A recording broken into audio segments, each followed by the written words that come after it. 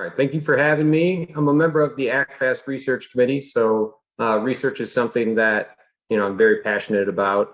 I have intellectual property rights through Kent State University College of Podiatric Medicine, but no real disclosures that would be applicable to this discussion.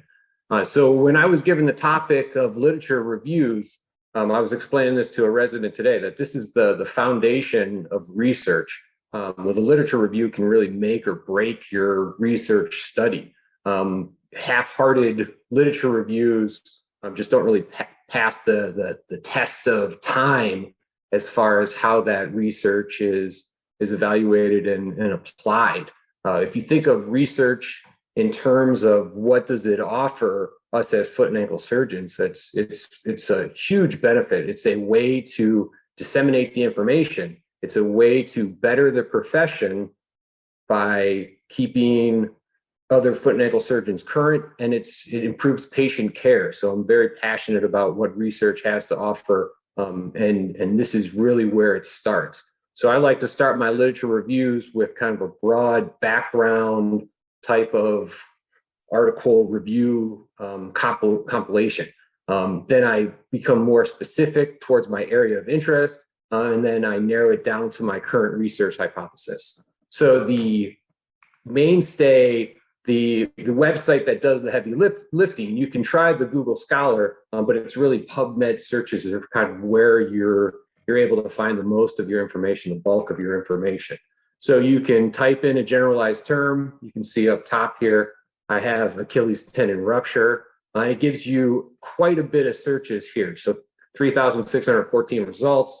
And it's usually, you're able to sort by best match or even date of the most current publication. So there's a couple ways to narrow down your searches to make them more relevant and more applicable to what you're looking for. So this is the next kind of section down. You can see there's a lot of article types, publication dates, and you can see you can scroll through all your different available articles for your topic. So I like to even change my results by year here, and you can just kind of pull this tab over and it can kind of narrow the results down for you. Again, you can apply the filters and start with reviews. So as far as the broad topics, especially if it's something where you're new to the subject matter, the review articles give you all the background information. It's one of those where if you look at the review articles, you can really kind of learn the most about the topic, generalized terms, and then you can start condensing that information down to kind of better fit your research project. So for example, you click on the ACFAS clinical consensus statement for acute Achilles tendon pathology. And you can see that, you just kind of can look at by author, you can look at the publication date. Here's the journal, and you can go through and you can actually see here's an option just to cite the paper as you're reading through it. So what I like to do is I like to find a good review article, start with the citation, and then go through the article piece by piece.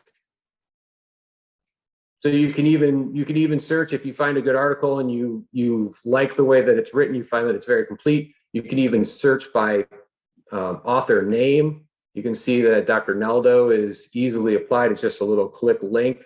It takes you to a whole nother search section. But then getting down to the article, you can kind of go through the article. I like to take the article piece by piece, like I said. I like to read through it. As I'm coming to a certain point of the article that I find interesting, because this is a nice review terms, this is kind of the beginning of your literature review. You can find this interesting bullet point here, and then you can actually go to the reference section and match up where that fits, and then you can review the article that this paper cited. So you're able to find the information you want, take a little note, kind of translate it into your own terms and your own interpretation of this point. And then you're able to not only cite the original article, but you're able to cite the current article as well. So you kind of click onto that. It takes you right over to the the next section here, and then you're able to access this article in the same manner.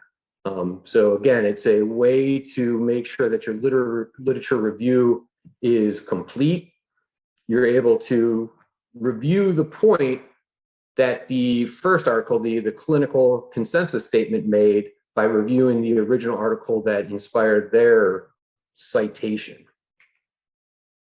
So here is that article. So again, you're kind of furthering your literature review. You're kind of narrowing everything down. You're making it a little bit more concise.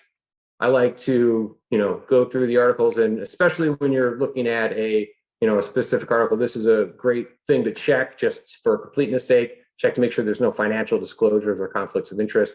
Dr. Rukas does not, and you can really kind of see the unbiased approach to his article. Get a really good information, a good bit of information from his article.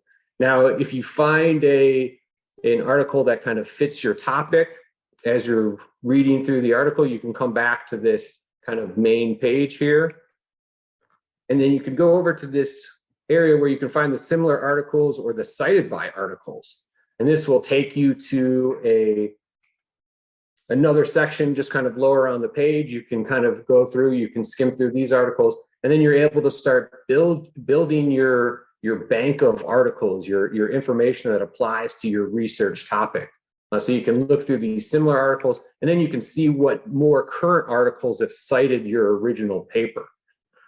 So anyways, back to the narrowing down of the literature review. Again, you're kind of working in that funnel, if you will, to kind of start again building that bank of information so that your literature review is complete.